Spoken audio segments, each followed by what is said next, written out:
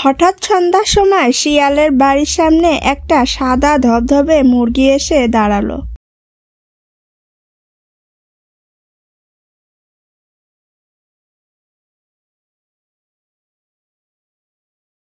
শিয়ালের চোখ মুরগির দিকে পড়তেই শিয়াল মুরগিটিকে ধাওয়া করতে লাগলো।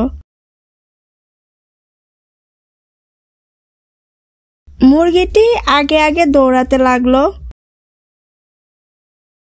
আর শিয়াল তার পেছনে পিছনে ধাওয়া করতে লাগলো। তখন সন্ধ্যা। মুরগিটি দৌড়াতে দৌড়াতে এক ঘন জঙ্গলে গিয়ে পৌঁছালো।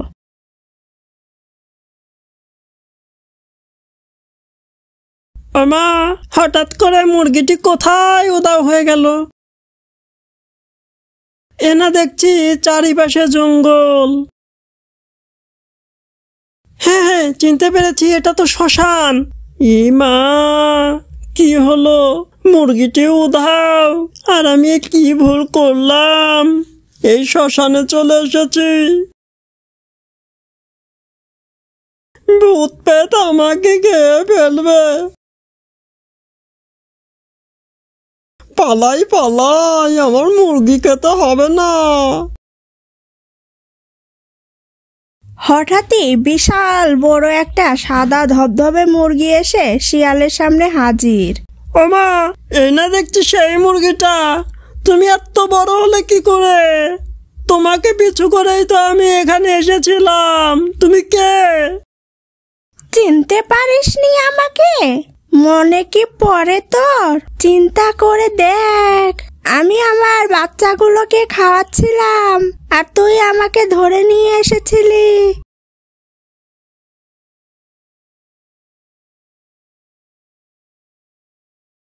শিয়াল, ও শিয়াল, আমার বাচ্চা আছে, ছেড়ে দাও আমাকে, তুমি ছেড়ে দাও। আমার বাচ্চাগুলো অনাথ হয়ে গেল, না খেতে খেতে মারা গেল। আমি তো মরেই গেলাম, তখন আর কি করব? হ্যাঁ, আমার মনে পড়েছে। তুমি আমাকে মাফ করে দাও।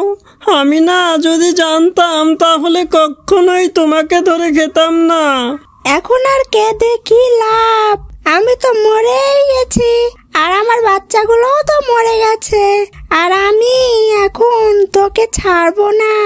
আমিও এইভাবে মিনতি করেছিলাম, ছেড়ে দে, আমার বাচ্চা আছে, তুই ছাড়িসনি। এবার তোকে আমিও ছাড়বো না, তোকে সুযোগ পেয়েছি, এবার আমি তোকে মেরে ফেলবো। ও মুরগি, তোমাকে অনুরোধ করে বলছি, আমাকে ছেড়ে দাও।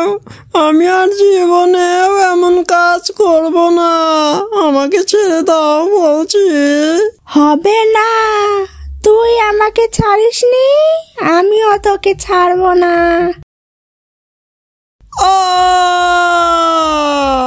এরপরে মুরগিটি শিয়ালটিকে মেরে ফেললো। আমার গল্পটি এখানেই শেষ হলো।